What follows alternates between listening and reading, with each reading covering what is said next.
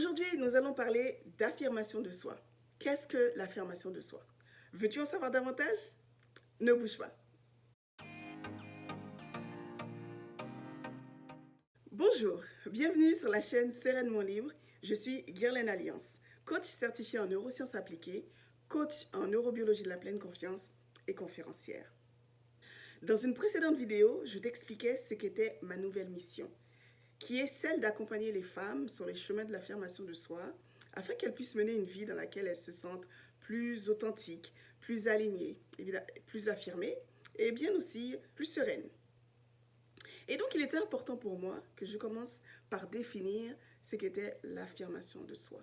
Eh bien, l'affirmation de soi, c'est ta capacité à exprimer tes émotions, à exprimer tes pensées, tes opinions, en défendant tes droits, tout en respectant ceux des autres. Et ça, évidemment, quelles que soient les circonstances. Et je reprécise cette dernière phrase parce qu'elle est importante. À défendre tes droits tout en respectant ceux des autres. Parce que, bien évidemment, il y a des situations dans lesquelles on impose ses idées en pensant qu'on s'affirme. Et donc, on va voir, je te ferai spécialement une vidéo la prochaine fois pour t'expliquer justement ces 4 types de communication que sont la fuite, la manipulation, l'agressivité et l'assertivité. L'assertivité qui est la même chose que l'affirmation de soi. Mais je tenais à introduire cette notion-là dans cette vidéo-là. Imaginons une situation où un collègue, une amie, un membre de la famille te dit quelque chose de bien vexant, de bien blessant.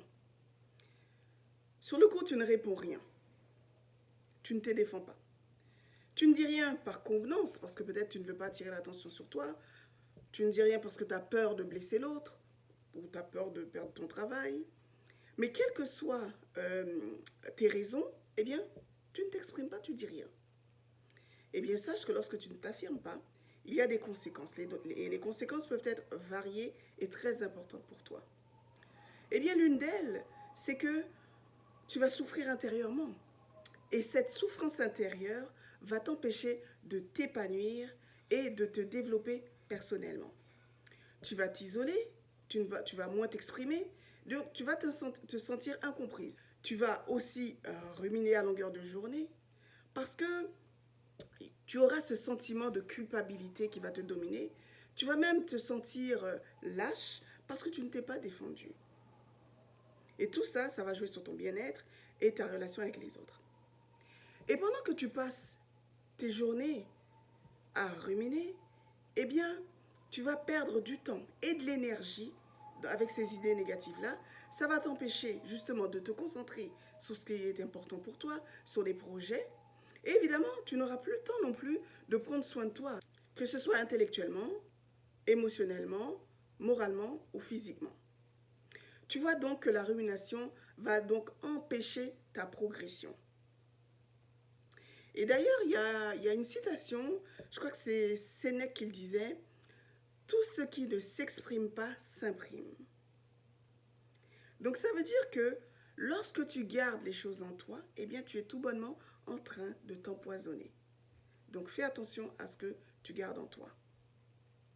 D'accord? Par contre, lorsque tu commenceras à travailler sur ton affirmation de soi, tu verras des plus grands bénéfices à cela.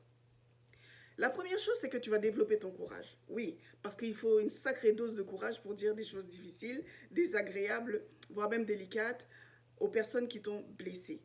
Mais une fois que tu dépasses tes peurs, tu oses, et donc tu dis ce que tu as à dire, tu vas te sentir plus légère. Évidemment, tu vas sentir plus de fierté, plus de courage, plus de confiance en soi, plus d'estime de soi. Tout cela va être boosté. Et tu remarqueras également que plus tu t'exprimes, plus ta communication est claire, fluide et meilleure.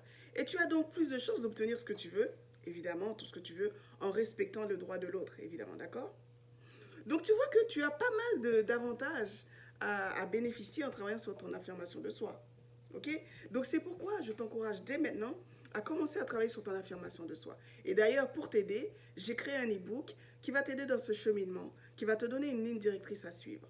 Et si tu es intéressé, je t'encourage à aller télécharger le e-book dans la description ci-dessous.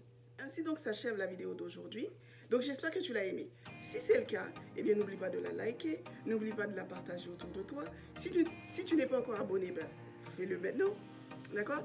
Et je t'encourage aussi à me mettre en commentaire, eh bien, si tu as déjà été confronté à une situation où tu t'es pas affirmé et puis tu t'es senti mal par la suite. J'ai hâte de te lire. Donc en attendant une prochaine vidéo, eh bien, je t'encourage à toujours rester sereinement libre, à toujours rester sereinement affirmé. À bientôt.